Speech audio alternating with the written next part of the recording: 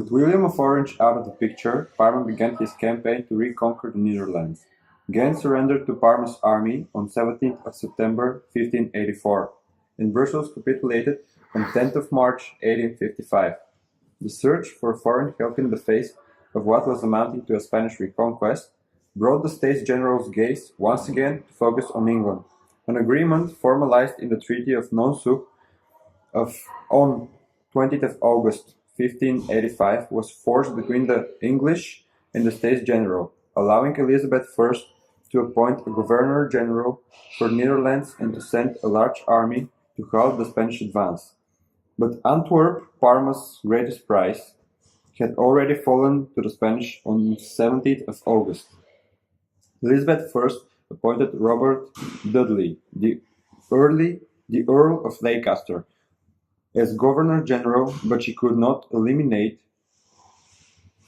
the disunity in the plagued the Netherlands, and Leicester's attempts to impose his own ideas to centralized government were doomed to failure. In the end, Leicester had no choice but to return to England with his army. The Dutch then turned to one of their own to lead the revolt, Count Maurice of Nassau, who lived from 1567 to 1655, the second son of William of Orange. For Philip II, the English involvement in the revolt could only be viewed as an act of war. In order to encounter the English, and in part as a reaction to English piracy against Spanish commerce with the New World, Philip dispatched an armada of over 100 ships to invade England in 1588. The fate of the Spanish Armada is well known, but this naval defeat did not hamper Spanish abilities on land. Nevertheless, Spanish attention to the English problem and Spanish involvement in French wars gave the Dutch some breathing space. Maurice succeeded in recapturing many of the northern towns lost to Spain at just the time that Philip II ordered Parma's army to intervene in the civil war in France, where Parma died in 1592.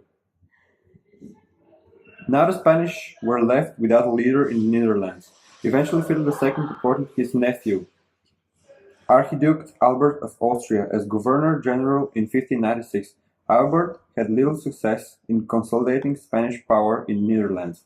However, because of Spanish bankruptcy, troop immunities, and desertions, the next several years witnessed an intense period of warfare that largely resulted in stalemate. By then, Philip II had died, and his successor, Philip III, saw no way to continue financing the war, what had been draining the Spanish treasury for decades. The time had come for peace